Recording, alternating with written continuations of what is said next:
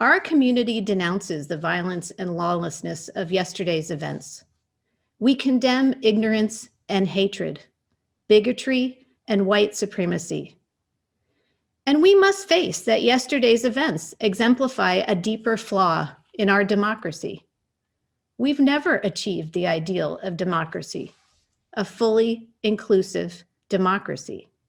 Democracy is for all. So we come together in community today to feel, to reflect, to process what we have witnessed, to listen to the array of perspectives in our community, to learn together about ways that we as individuals and also as a community can act upon our founding values to develop that inclusive democracy. This is an open discussion. None of us has all the answers. We all have different feelings and thoughts. We all have a lot of questions. We all care. I am very grateful to Dr. Tim Kneeland, Dr. Devparna Roy, and Dr. Ana Gomez Parga for helping to facilitate and inform our forum today.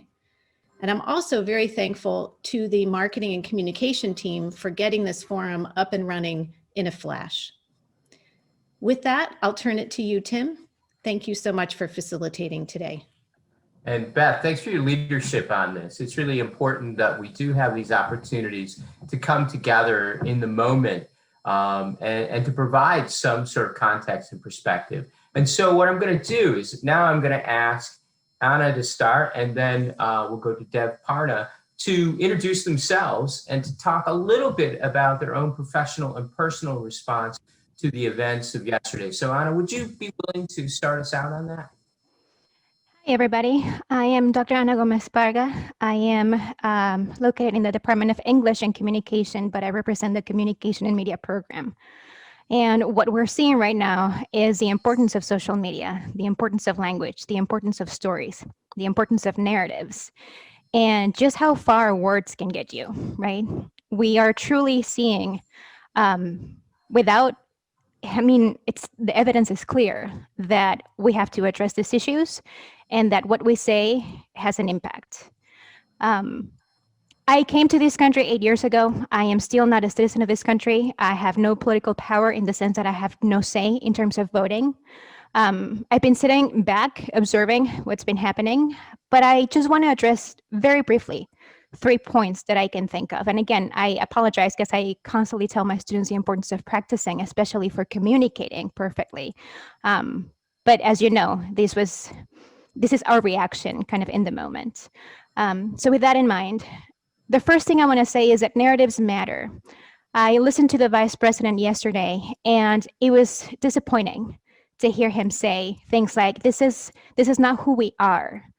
I think that it's very important that we finally acknowledge that this is who we are, that this is the country that we are experiencing, that 75 million people are not a minority, that we have a problem, that we have structural, real problems that don't depend on who's in office or who gets voted out, that we have to begin to address institutional and structural issues.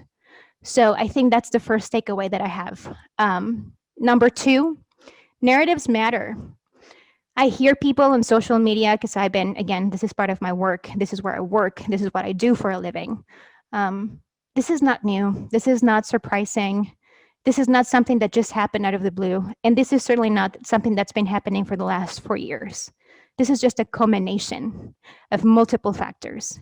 And going off of my first point, this is where we are because we haven't addressed the structure. And number 3, checking privilege matters. I also heard Nancy Pelosi saying things like her colleagues in Congress are now traumatized based on what happened yesterday. And I almost wanted to call and ask her, how do you think Black people feel in this country? How do you think Hispanic and Indigenous people feel in this country? How do you think I feel when I see people who look like myself being caged at the border and I get to be here with a permit that says that I can work?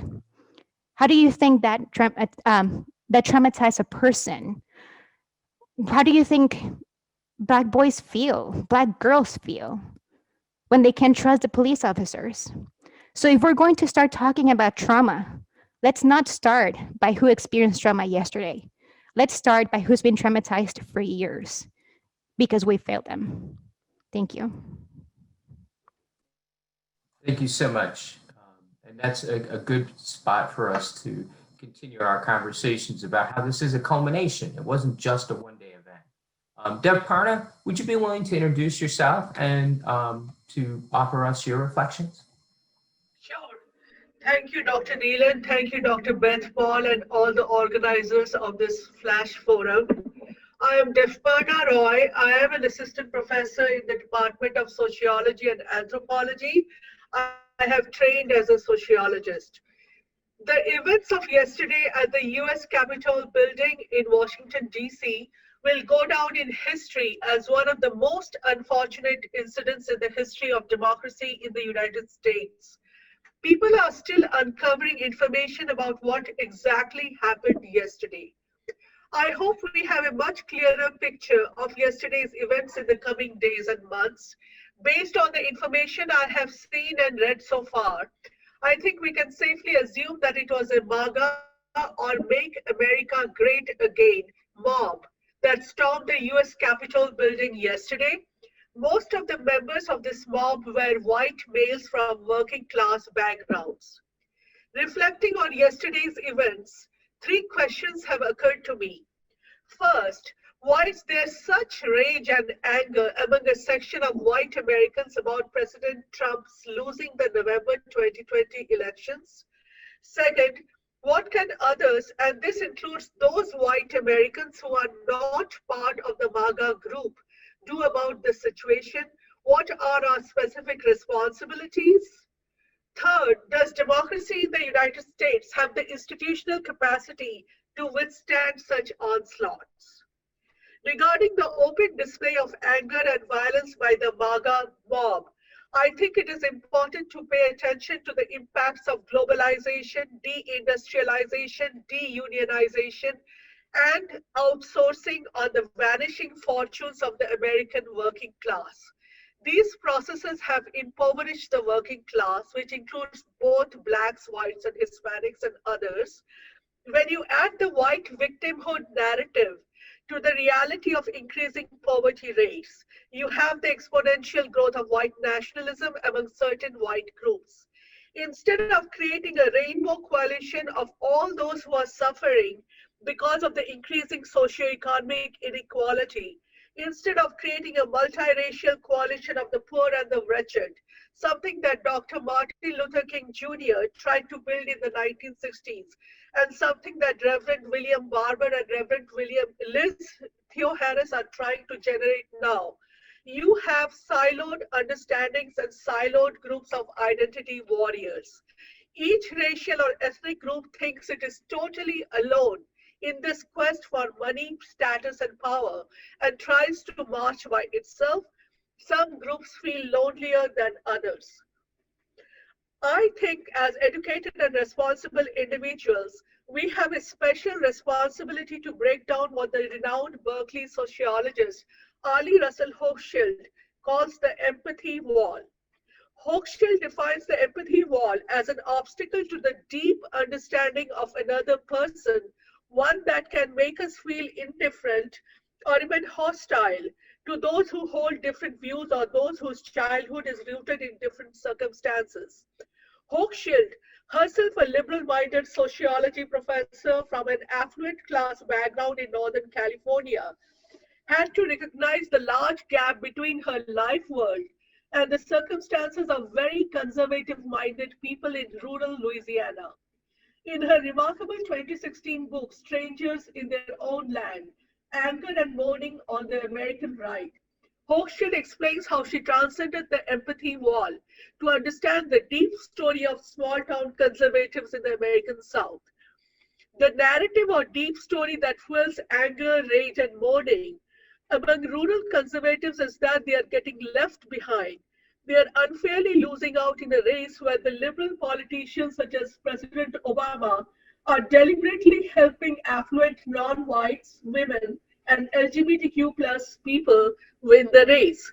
Hochschild argues that this particular deep story explains why American conservatives voted in anti-establishment, non-liberal politicians to power in the 2016 elections.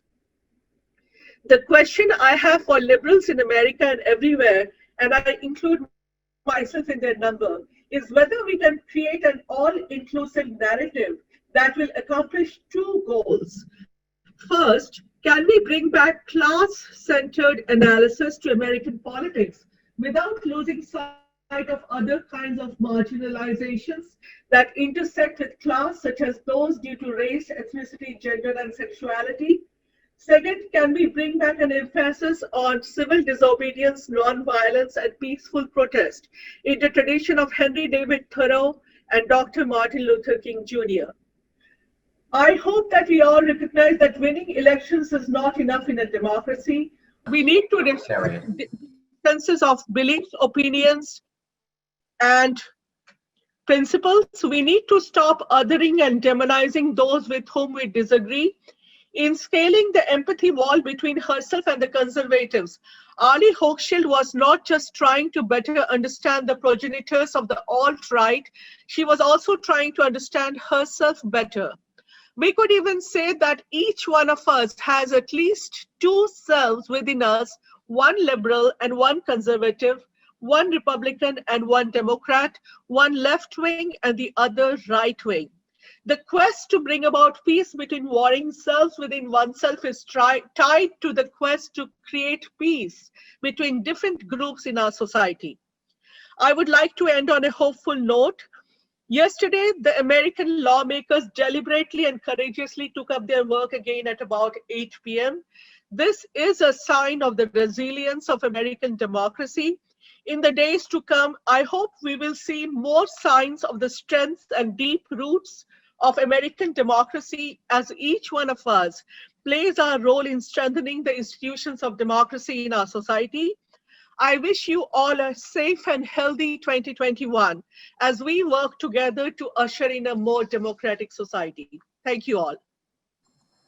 Thank you, Devparna. And there's so much in there that I hope that we'll be able to unpack and that we'll get some questions. Certainly, one of the reasons we're having a forum is we would really like to have you send your questions to the chat moderator. So if you have specific kind of questions or some sort of response of your own that you'd like us to reflect on, please feel free to send those to the chat moderator. And that would be really helpful. As you're doing that or formulating your questions, my own response to this comes from my background. I'm a history, political science professor at Nazareth College. And as we think about, the long history of race baiting and demagoguery, this is not unknown in America. I mean, we find it throughout American history, throughout the 18th, 19th, and 20th and 21st century.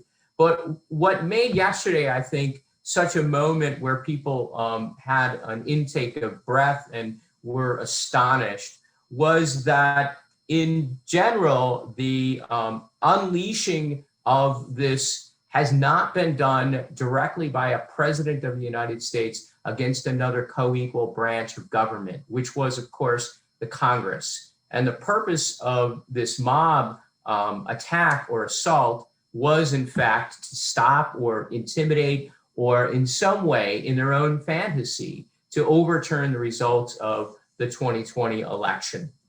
Because they have come to believe, because the president has told them to believe this, that in fact somehow the election was stolen from the president.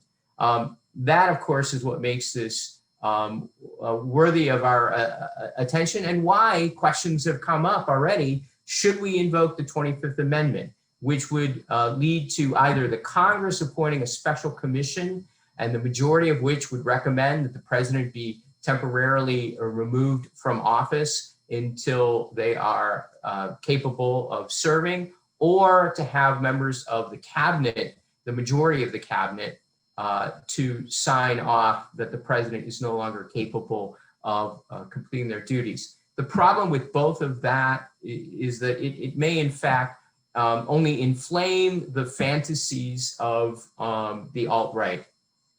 I think more appropriate would be for impeachment proceedings and a trial and removal of the president, because that would force Republicans, who yesterday, many of whom themselves felt their lives threatened by this mob, to have to come forward. Certainly, we know that there's enough votes in the House for impeachment.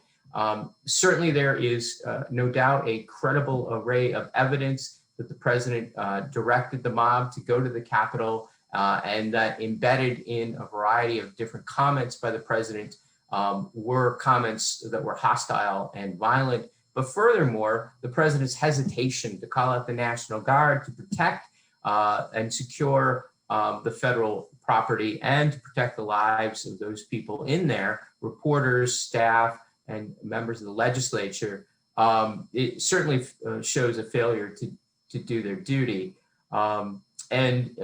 Finally, a trial and removal with the election of two, and this was overshadowed by yesterday, the election of two Democrats from Georgia. One, the first African-American male ever to be elected to the Senate from Georgia, was remarkable. Also, the youngest man elected since Joe Biden took office back in 1973. The Democrats would certainly have the votes, but I think more to the point, I think there would be Republicans who would vote for removal after the actions of the president yesterday. Why would we do that? What would it serve? There's only 2 weeks left, people have asked.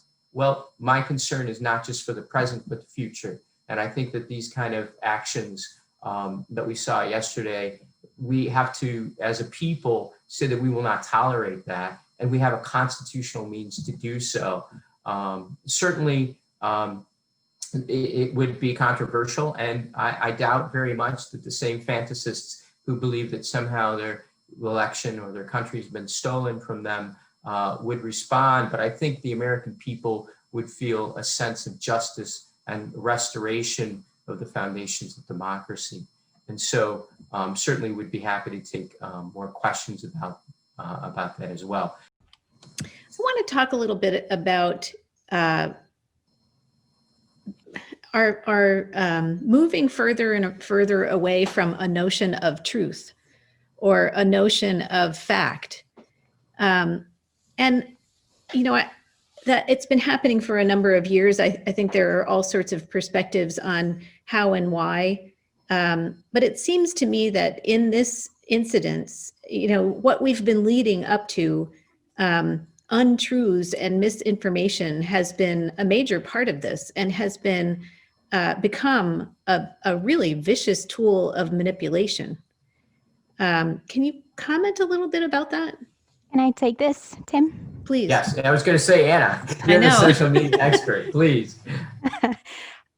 So I think there are a couple of things. And again, we can spend hours talking about this, but to start with these, I think we should move away from the notion that they started 4 years ago. And I think that's crucial. I think we also need to stop pathologizing and saying these people, there's something wrong with them because somebody tells them that that's fine. There's nothing wrong with them. There's a process that we've studied and documented in media studies, in propaganda studies, in discourse studies, in psychology. There's a process. This has been brewing. When it comes to truth, fact, perception, we have to also, and I say this as an academic, we have to face the truth and acknowledge that we also have failed the public. And how did we fail the public? Well, to start with, we made science unavailable by complicating language, by becoming so committed to just talk to ourselves, by treating the audience as if they were dumb, by not talking to them in words that they would understand so that they can understand how a research method works and how vaccines work, for instance. We also have to face the reality that for a long time, we have caused so much damage. Doctors have caused so much damage to marginalized communities. So if there is distrust, you can find evidence that tells you that your distrust is granted. So we have to also face that and be honest with ourselves. We also have to understand that the media has been corrupted for decades. One of the things I tell my students in my own classes, and I know there are some of them here, is that you have to understand that media is a business first. This idea that the media is here to inform and educate us, it's never been real. They're here to make a profit, as any business is. So we have to develop critical skills. We have to develop other skills to be able to discern the information that we're given. Now, if we look at education and academia, go to to all the education that happens before college. If you tell people that what they think is more important that the experiences of Black students, that the experiences of Indigenous students, if you keep lying to them about how this country was founded, if these people eventually find themselves in a position where they cannot find jobs, and somebody shows up and tells them it's because they're taking their jobs, they're more likely to believe that because we have not been educating them. So this problem involves all of us in our classrooms, in our classes, and we also have to face, I remember in 2016, we were talking about how dumb people who supported Trump were. They're not dumb. And I want to emphasize this. There are 75 million people who voted to re-elect him. And these are not people who have some sort of learning disability. These are not people who have been pathologized. These are people that work in this society that has been telling them that there is enough evidence or perception to justify their narratives. Thank you so much. That I find that very, very inspiring. Thank you. We've got a couple of other questions. Tim, I think this one's for you. Since there are only 2 weeks left, is there time for impeachment? And would this prevent Trump from running again in the future? Well, that's two questions. So I will answer the first one, which is there enough time? Well, absolutely. As we're sitting here, at least 3 or 4 Democrats have already begun circulating petitions for impeachment. The only thing that would slow the process down would, of course, be on the Senate side, which would hold the trial. But again, with the addition of 2 new Democrats, there will be a 50-50 balance, and the and power is going to shift to the Democrats, and Chuck Schumer will be the majority leader. So is there enough time? And even if this occurred on the 19th of January, but Americans made a statement about this kind of constitutional behavior, again, I need to stress, there is not one branch of government. The president is not in charge of the country. The president is a servant of the people. The Congress is the only place where you see the words the people, or we the people, in order to form a perfect union. When we talk about the House of Representatives, the rest of that is, it's about other structures. So I think there has to be an accountability for that. And so I think that's clearly an issue that needs to be dealt with. Would it not allow him to run for office? Removal from office does not necessarily, but also, look, there could also be trials for the former president of the United States. They were going to put Nixon on trial for what he did in office. Why would Trump be any better?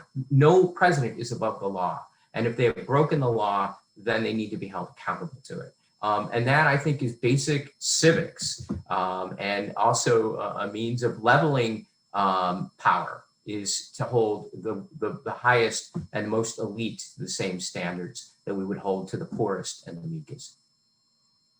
Thanks for that. I appreciate it. Another person wrote in that they saw pictures where the alt-right had hung nooses outside and wondered whether this was a racially charged attack. What was the purpose of this? Any comments on that? Devparna, do you want to talk about this from a sociological perspective? Yes, definitely. So I do think it was a racially charged attack. As I have talked about, Adi Russell Hochschild's book on the study of white nationalism, it was clearly a MAGA mob that was attacking, but we also need to understand the class basis of this mob, and I am looking forward to more excavation of who exactly were these people. We know about the person, Ms. Babbitt, who was killed yesterday in the Capitol, a veteran, a libertarian, a Trump supporter, and we don't know enough about her socioeconomic status or class background, but I can safely assume that she was not part of the affluent class, which often are Democrats. They can be Republicans too. So a better understanding of MAGA mobs being created, while I fully agree with Ana Gomez Parga on the point that we need to understand why people are reacting in this way because of the way they are being taught history in schools and colleges. We also need to understand that there's something to do with scapegoating minorities, as Anna was pointing out. It's just easy to scapegoat minorities, especially immigrants and people of color, when you don't have the education to understand the 400, 500 years of history that went into creating America or the United States. That helps.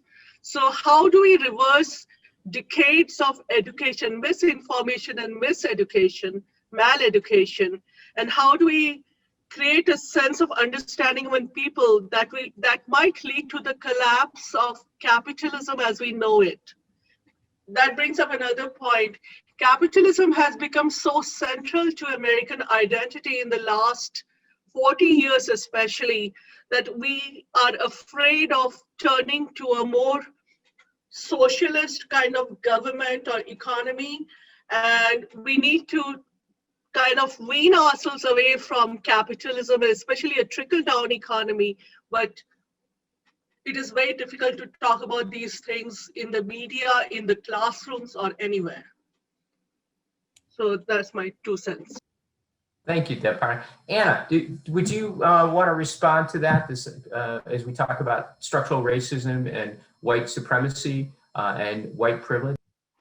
Yeah, so one of, as Dev is talking about the decline of capitalism, I would like to add that capitalism has always been founded on the idea of exploitation, right? I think what we're seeing now is that white people are being exploited too. So it was always, the wealth that the United States has accumulated over the years has been based on the exploitation of other countries, specifically third world countries and people of color. So I think that what we're seeing now is that disenfranchisement finally get into a good portion of white people and people being angry about it. I read somewhere in one of the books recently that it's the system that's failing, but it's been failing for a lot of us for longer, right? When it comes to those images that we saw in Washington that specifically reference lynching in the United States, in communication, we have been saying that we're living in a time where fear is a message. I'm a scholar from Mexico, as some of you know, and we saw these with the cartels. These display of imagery of symbolic violence, it's there to send a message. And the message is you either adapt to this narrative and you assimilate to what we want as a country, or this is what can happen to you. And I think that if we put together that image along with police not doing anything, right, it sends a very powerful message if you are not white. Right. No, great. And I would agree. I would say that, look, we have a long history in this country of nooses being used as a tool of intimidation against people of color, and to ignore that in these clips. On the other side is the counter narrative that you may already be hearing. I'm not sure if you've heard already. The alt-right is spinning that this was an Antifa. There was a group of people who, I know you're laughing, but I mean, this is where you have to understand that even as we sit here talking about this, people are spinning through the media, through the conservative talk radio, through the social media mechanism, these counter narrative versions of what happened. And so even as we deal with this, it's very difficult for some people to grasp the reality that Group A sees one thing and Group B sees another. We're not in a Gestalt experiment, though. We're not looking at it, but in a way we are. We're looking at two different societies, and what we're really looking at here is the need for greater education in ways that we haven't done before, as Ana and Devparna have talked about, in terms of class, in terms of identity, in terms of exploitation and capitalism, but also in terms of critical thinking. which again, that's the one thing as we meet our students, we are always emphasizing, yes, that's an idea, but now you have to step out of that idea and you have to re-examine it. And you have to be able to do that if you want to be able to negotiate the world around us, because it's very complex. And the world has always been full of lies, but the sophistication of lies now makes it much harder with deep fakes and other things. And so we have a lot of work ahead of us in order to attempt to create a more true narrative. I'm always in search of the truth. I don't know that I'll ever get there, but I will continue to pursue that. Can I add something? Yes. I think something that we are missing, and it's crucial for change, is accountability. I think that spinning narratives works only for certain populations because of a lack of accountability. I think that if you look at, and I can give you several examples, if you look at sexual harassment in campuses, right? It only works for men because they've been able to get away with it. If you look at white people being able to spin the narrative about their protests, it's because there was not accountability for them yesterday. So people who are at the top, the dominant group, and by dominant, I mean people who have access to media and have access to all these things, right? They get to spin narratives however they want to. There's this saying that says that history was written by the winners, right? There's another phrase, I can't remember it, but the hunting would be a different story, the lion get to write it, right?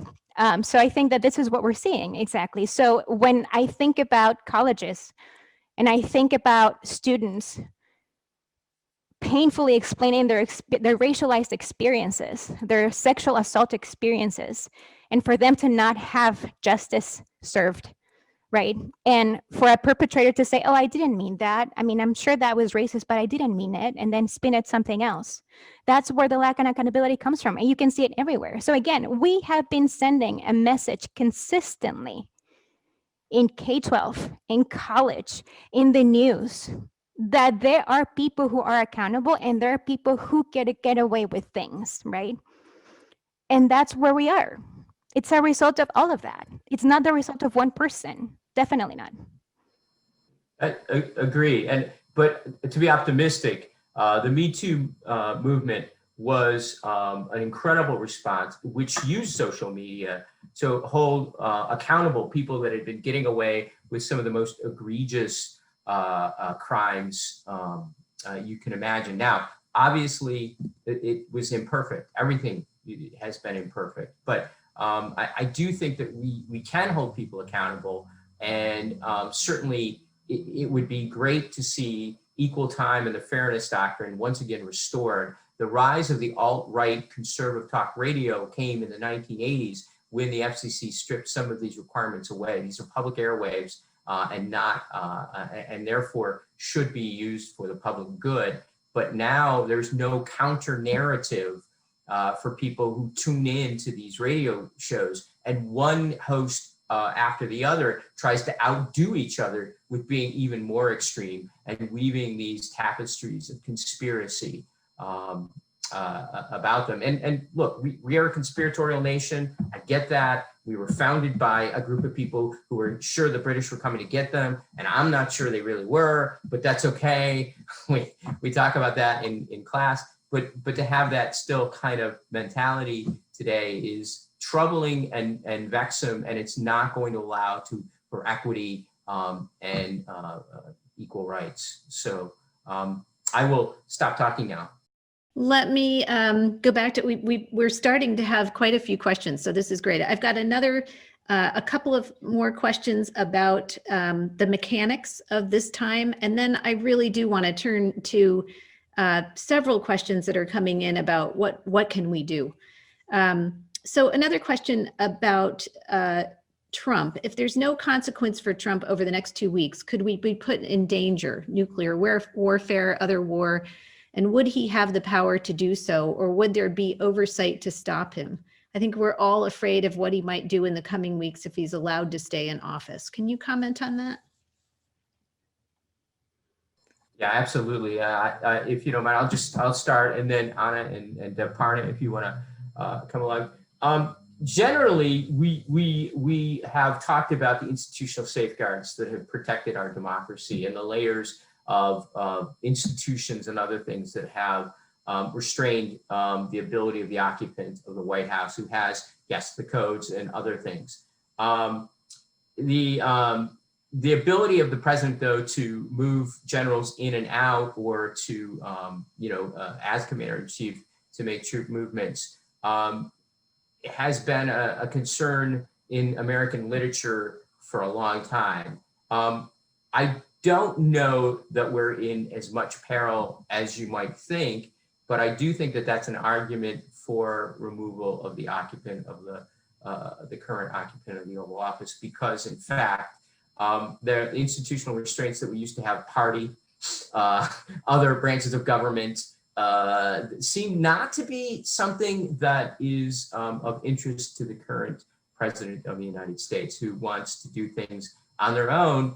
And again, what people were arguing is, Trump forever, or Trump 2024, or Trump 2020. It is the cult of personality, and that is something that democracies cannot survive. And what the founders tried to create, shared power or co-equal branches of government. But I think we may have lost that in the last 50 years, and I think that's an argument for removal. Ana, do you want to comment, or Devparna? I could go. So basically, I heard it from a reliable source this morning that President Nixon was in fact prevented from accessing any of the problematic situations like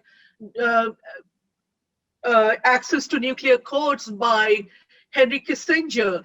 The question is, do we have somebody as capable as Henry Kissinger in the staff today? So I think there may be a real concern, for example, with Iran and nuclear weapons. And let's see what the next 2 weeks bring us. That's all. That's a great point. And an additional related question, how does presidential immunity tie into this? Can Trump be prosecuted after he leaves office? Absolutely. Presidents are citizens when they return, and they can be prosecuted for crimes committed while in the Oval Office. And by the way, you cannot be pardoned for treason. So if William Barr charged the president with treason tomorrow, even as a sitting president, they don't have the kind of immunity from committing a high crime and misdemeanor. So there's a variety of different mechanisms that the president would face for his role in the destruction and intimidation, harassment, and of course, attempted insurrection yesterday. One of the things that I observed was the difference in the response to what happened yesterday to other protests that we have seen. And so someone writes in, I saw videos that the mob was let through the barricade by police officers, and also they were found taking selfies with police. Are these reports true? And I'd like it if we discussed more the different ways police handled the Black Lives Matter movement, and the comment just disappeared. Ana, you'd be perfect. Versus yesterday's mob. Sorry. Yeah. So I think in argumentation, we try to warn people about false equivalencies. I think that it's a mistake to say that Black Lives Matter is the same as a protest that happened yesterday. It's not the same. Black Lives Matter is a movement that's been fighting for lives against injustice. Injustices that have been documented, videotaped, recorded, shared through social media. Culturally, we know that an entire group of people educate their children and have the talk because of these kinds of injustices. So it's not the same. What happened yesterday was the result of entitlement and the result of many other things, but it was not a fight for justice, and it was not a fight against injustice, and certainly not against oppression. So let's make that distinction clear. Number two, when it comes to accountability, the videos, I saw the videos too. They seem real. The flags were there, and I was following the news as well. Apparently, it's true that the police officer opened the barricades for people to come in. But I'm doubtful that this was just a hesitation. There's something very intentional about having the National Guard a day before you expect marches, and then having marches happening in real time and not having anybody show up. I don't think this is a kind of country to do that kind of thing accidentally. So those are my perceptions. Tim? No, that's good points. Devparna, do you want to comment on any of this? But I would like to bring up another point. What if the police had, this is a counterfactual, so there are no clear answers. What if the police had dealt with the protesters, the mob yesterday, with equal force as they did with the George Floyd incident protesters? What would have happened? Any comments on that? Sure, I think your comments are well made, and it's a question of equivalency, right? It's a question of the difference, and again, the alt-right argument is that what happened yesterday is somehow equivalent to those individuals who, during some of the protests last summer, committed arson, vandalized property, or smashed windows and stole things. Those are crimes. What we saw yesterday was an attack on the Constitution. It was treason. It's a very different level, and had the police and the National Guard been there and unleashed tear gas, etc., to keep the mob out. I think certainly that would have been something that most Americans would have looked at and said, well, they were threatening the constitutional order and the work of Congress. Congress's work is so sacrosanct that in Article 1, Section 7, I should point out, it says that a member of Congress, unless they're like committing a flagrant crime, cannot be stopped on their way to go deliberate, and that no one can question a member of the legislature for their comments that they make on the floor of the House or Senate. And therefore, what happened yesterday was, again, an attempt to overturn the Constitution. Now, granted, we live in a country where people don't read the Constitution. Privileged, unprivileged, alienated, non-alienated. People don't know what's in the Constitution. Half the time when people say they're going to cite the Constitution to me, they cite the Declaration of Independence, which is a lovely document, but it has no power. It is not the law of the land. Or the Pledge of Allegiance, lovely, but has nothing to do with the constitutional order. And so therefore, this question of equivalency keeps coming up, and it's part of that counter narrative that I think we all need to be aware of, and that we need to have some sort of response to, which is why I'm glad we're having this forum and this discussion to deal with these questions. Thanks. I would like to add that it also goes beyond the Constitution. So we also have witnessed cases where it is your constitutional right to have a gun in your car for self-protection, and yet when you are stopped by police and you try to say that you have a legal weapon with you, you get shot. So again, the Constitution applies for some people and not to others, right? And when it comes to how different the reactions would have been, well, I watched the news yesterday. I stayed up very late, and after Congress came back to continue the discussion, there was a minute of silence for the woman who lost her life. I have not seen that for the hundreds of people who have lost their lives during the Black Lives Matter protests. So there's a clear difference here of how we handle things. Everybody is talking about this one person who lost her life, and we are still not willing to engage with all the people who have been tear gassed, arrested, shot because of these protests, and why the people are protesting in the first place. Yeah, a follow-up comment on that. Someone wrote in, I think it's worth noting the similarities in the anti-quarantine protests that happened in Michigan when an armed militia group stormed the Michigan Capitol and the police reacted. Yeah. Here's another comment. I read that the Dominion voting system and others may be suing some of the alt-right media channels for spreading false claims about election fraud. Could this and additional lawsuits help in shutting down some of the false narratives? Are there other actions that might still allow for free speech but prevent so much misinformation from being so easily spread? Ana, you'd be perfect for this. Can you repeat the question? Are I read that the Dominion voting system and others may be suing some of the alt-right media channels for spreading false claims about election fraud. Could this and additional lawsuits help in shutting down some of the false narratives? And are there other actions that might still allow for free speech but prevent so much misinformation from being so easily spread? So Tim mentioned, for example, FCC regulations. So I was listening to the director of the MIT Media Center earlier today talk about these issues. And here is where I am. So I know that the president had his social media removed for the day, or I don't know if he's going to be banned for how long, right? And how that's the first step. And they were talking about how platform companies should have experts come in to dictate new rules and new laws when it comes to spreading information and allowing people to all of that. But I think culturally speaking, we're so used to this sense of immediacy that I'm not sure how that's going to look like. I don't know how people are going to react if all of a sudden you can no longer post automatically, say on Instagram or Facebook or anything else. I think there has been a cultural commodification of that sense of immediacy that I don't see it going back. So I don't know how they're going to resolve this issue. When it comes to media, what we've seen is that when you shut something down, something else comes up. Mm-hmm. So it's almost like giving an aspirin to a different kind of problem. It's a difficult problem that we're facing. It raises a lot of questions, and I'm not sure I have an answer for that.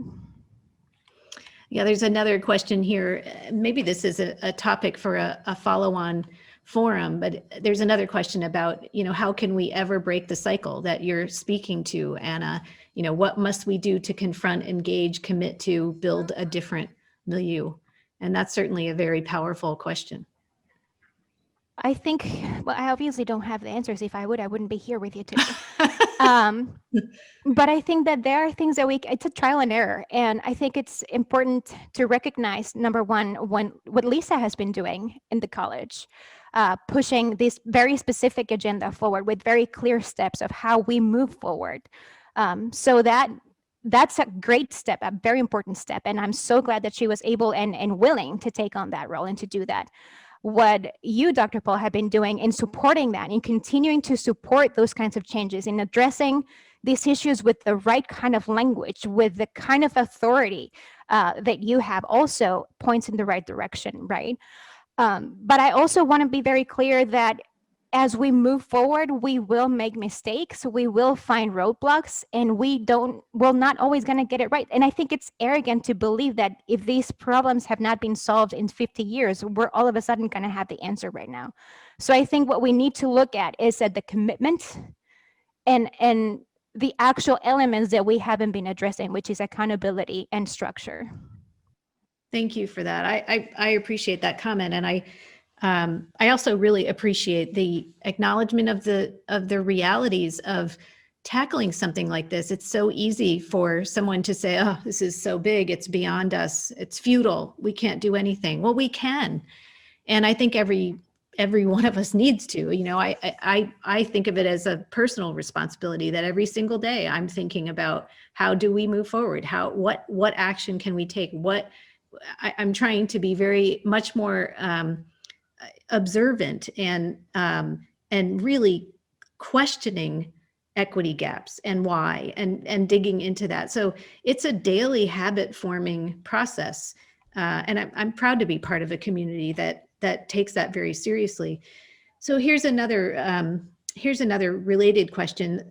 The moment we say privilege, there are people, like 75 million of them, who automatically write us off as delusional snowflakes. Some of these people inevitably are our students, members of our community. So how do we open minds and hearts? Maybe I can answer that question. Yes. So basically, don't use the word privilege on your first meeting with people you think might belong to the other group, which does not like the word white privilege or white supremacy or white nationalism. I actually have been thinking about a three-pronged approach to changing the situation. First of all, education, K-12, college, university, graduate studies, and beyond. That has to be fundamentally changed. The second is the economy. as I've talked about, we need to move away from thinking about a trickle-down economy to a more redistributive economy. And the third most difficult step, which kind of goes back to what Ana and President Paul were talking about, is scaling the empathy wall in the language of Ali Russell Hochschild, which is basically have a lunch with or dinner or just share a coffee with people and then talk about the things you have in common rather than the things that divide you from the other group. So you could, like, one thing I was thinking about is that almost everyone who lives in America, American or not, loves the natural beauty of this country. It's beautiful, national parks and seas and oceans and mountains and hills and meadows and everything you have here. So why not talk about those things that you share in commons? Music, cuisine. We all enjoy cuisine from many different countries, right? Many different ethnic groups. So there's a noted African-American historian, Adolph Reed, and his son Ture Reed, who actually talk about the difficult steps ahead. And we can only build the road or the path one step at a time. So it's a very long process. If it's taken 500 years to get to January 6, 2020, it will take at least 200 years to come out of this mess. So that's all. So true. And I think, Ana, it was you earlier that I thought this was so powerful. You know, as soon as we disagree, we decide that you're not a person anymore, that you're not a valued person, that you don't count. And that is just, you know, that is. So there are things, I don't mean to interrupt you, Dr. Paul, but I really wanted to add a quick point. And I'm not trying to be confrontational by any means, but I think I have a different perspective than Deb's. I think we are experiencing times that require us to use the right language. I think the word privilege is long overdue. I think what we're seeing is white supremacy. I think what happened yesterday is not privilege, it's supremacy. When you have the police force deciding to not do something or open barricades voluntarily without pressure, I think that's supremacy, that's not privilege. Privilege is being able to not have to think about race. Supremacy is having a police force behind you supporting your cause. And there are ways to appeal to empathy, and there are ways to appeal to education, and there are ways to sit down and explain why this is supremacy, calling it supremacy. It's in the nuances, it's in the training, it's in the building of a curriculum that addresses these through various lenses, in history classes, in literature classes, in communication classes. It's a teamwork, it's collaborative, but I think that we tried the not calling things, and it didn't work. And we're seeing that now. So I think it is important. That's the value of language. That's the importance of words. And we see that the words do mobilize people. So I think we do have to call it supremacy, and we do have to call it privilege. I agree with what Ana is saying to an extent.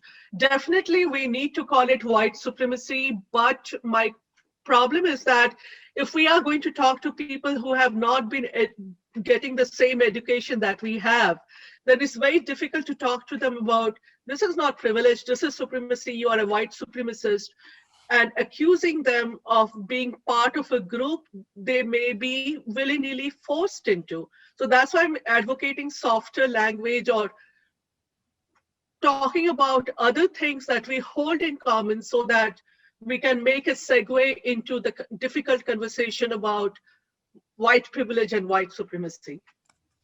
And you're right. I'm not disagreeing with that part of your argument, Deb. I think it's important that we appeal to bridges, especially those of us who have certain level of privileges, right? And especially those of us who are in positions where we get to educate other people and we have the responsibility of a classroom. I think it's important that we do have that empathy very clear and very present in our minds.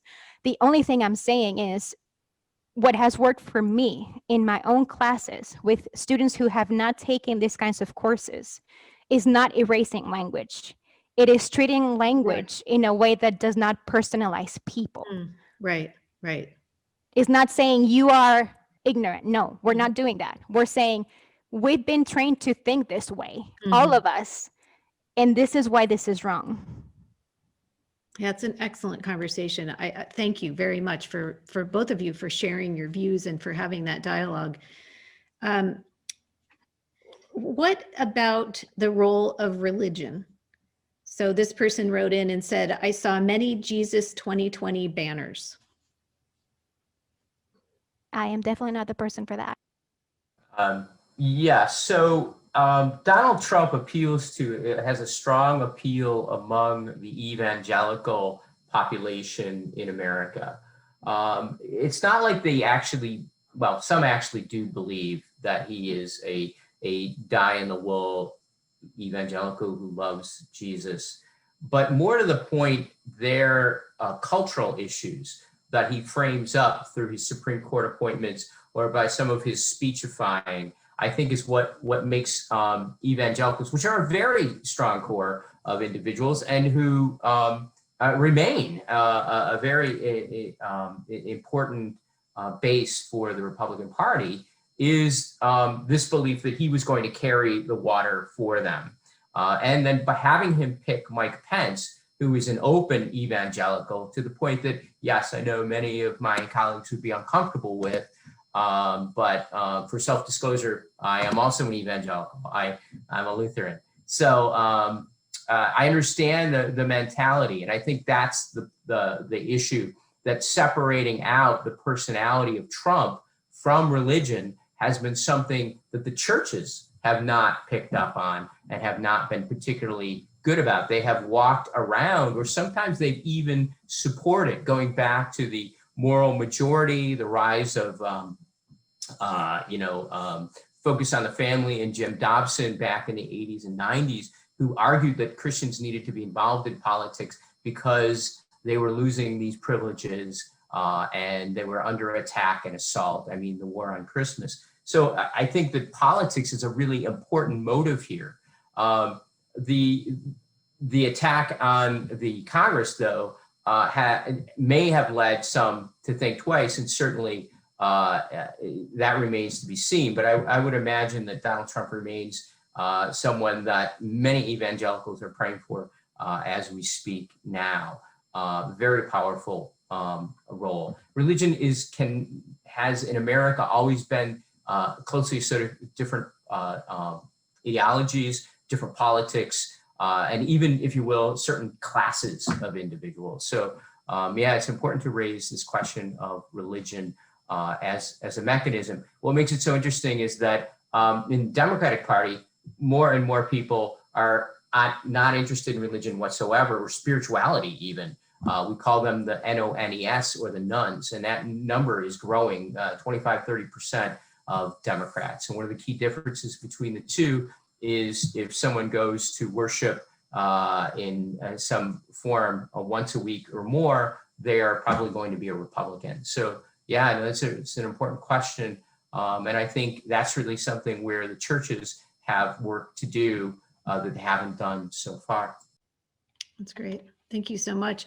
Here's another comment. As educators, we may be right about our views on today's mighty issues, but if we want to inform and participate in positive change, we also have to do as Ruth Bader Ginsburg espoused. We have to bring people with us. And to do this, we have to be smart about ways which work and bring people with us and ways which don't. It is nuanced. Not everyone has the same American history.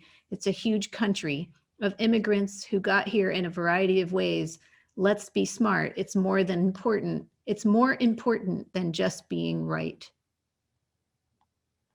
Another person wrote to ask about what the college is doing to address different political viewpoints while on our college campus and other college campuses. How can we move towards coming together rather than further division? What steps can we take as a community to address these issues? Well, President Paul, that sounds like a great question. As a 501c3, we are not in any way, shape, or form, we cannot endorse a political party. We have had student groups for years attempt to come together. In fact, just in the last couple of years, there was an attempt by nonpartisan students to form a club where they would talk politics but without partisanship. That it failed is probably a lot to do with the fact that it's difficult to separate out worldview, which then becomes tied to identity politics and your thing. Certainly we can have more forums, we can have more discussion, more debates, more time to sit together, particularly as the pandemic wanes and we can see each other in person and break bread. I think certainly some of the issues I heard today, structural problems, economic structures, these are things that I think both sides could agree need to be addressed. And I think that's where we could find common ground. I'd be interested to know what Devparna and Ana think of this. Regarding what, Tim? Regarding this question of recognizing the different politics that exist on the campus and allowing a space for dialogue and sort of an inclusion of these kind of discussions in a way that's probably safe and so that people can bring their full selves, if you will, whether they're conservative or liberal or whatever, to the campus. Yeah, part of the problem in America seems to me that we have two parties which are ostensibly different from each other, but actually they're not. One is the party of the social conservatives and economic conservatives, and the other party is that of economic conservatives but social liberals. And you know what I'm talking about here. So I think we can argue till morning about abortion and same-sex marriage and other social issues and come to no understanding on that. We can talk about identity politics and come to no understanding on that. But we don't want to look at the elephant in the room, which is the fact that 50 million people in America today are going hungry.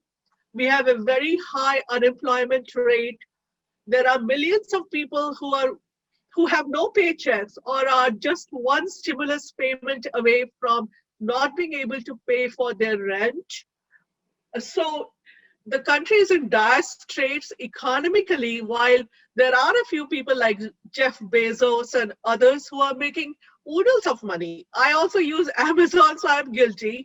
But the problem is that as long as we don't tackle the problem of redistribution, so that I'm not advocating a full-scale change to socialism, but some kind of welfare state, unless we understand the arguments for and against welfare state, there's no way we can improve the situation in our society.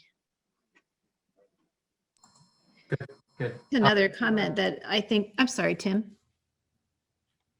No, go ahead. I was just going to ask if Ana had any comments on this. Ana, do you have?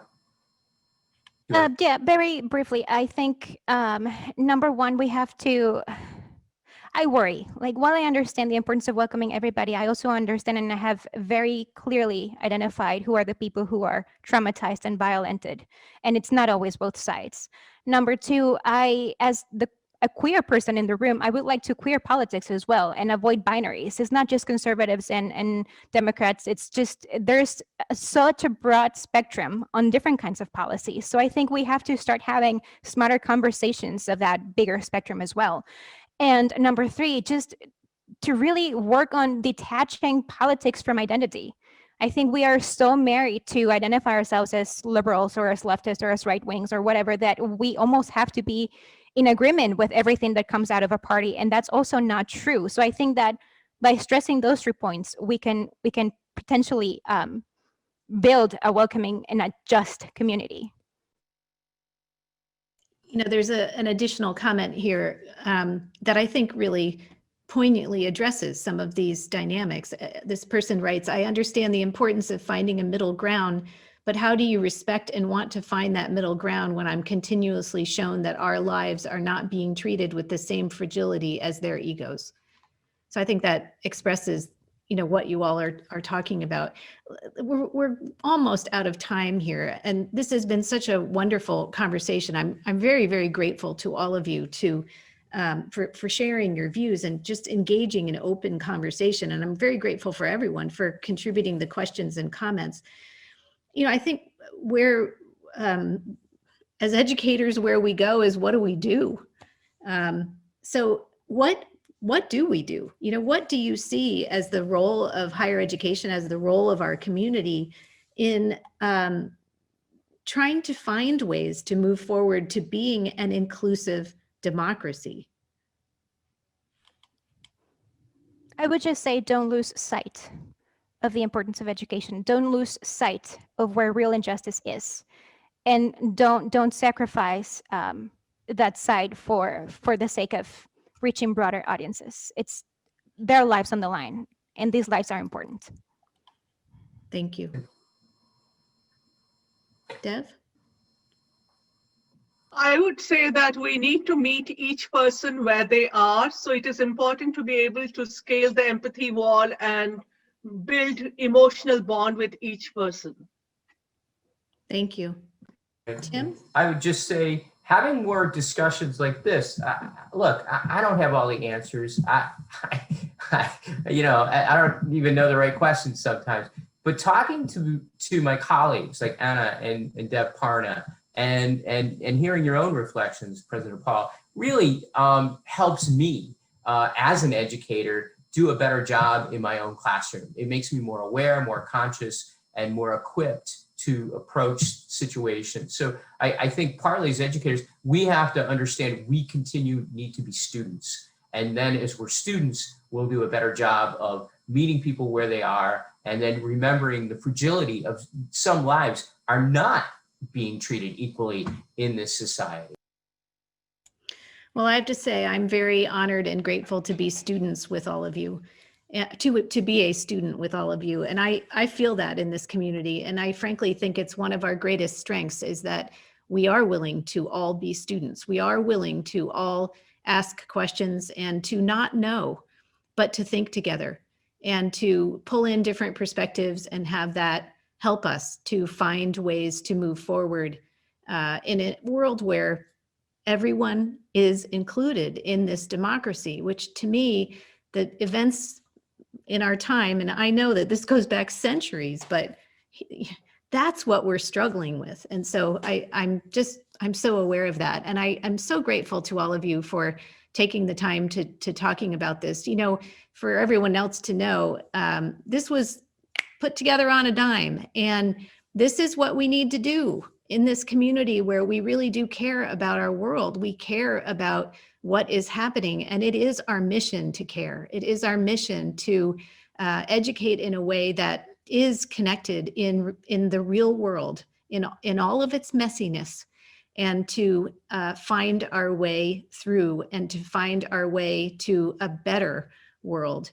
So for you all to agree so quickly to be part of this conversation and to have the courage and the curiosity and the commitment to be willing to have this kind of conversation, I'm just so grateful to you. And I'm very much looking forward to other conversations with other groups of people in our community about the important things that are happening in our world. You know, as I reflect on what's happening today, it's pretty easy to feel overwhelmed. It's easy to feel very disheartened in many ways. I have another way of looking at it, which is I think that complex times such as this and painful times such as this open new opportunities for us. I really do believe that the world is giving us opportunity to shift, to make changes, to choose different ways. And it's striking to me that, you know, it just keeps on getting more and more. And so are we listening? Are we opening ourselves to that sense of possibility and change? Let's open ourselves to that sense of possibility and change. That's what Nazareth is all about and has been for almost 100 years. So thank you, thank you, thank you. I wish all of you a wonderful new year, full of new possibility and full of positive change. Thank you all.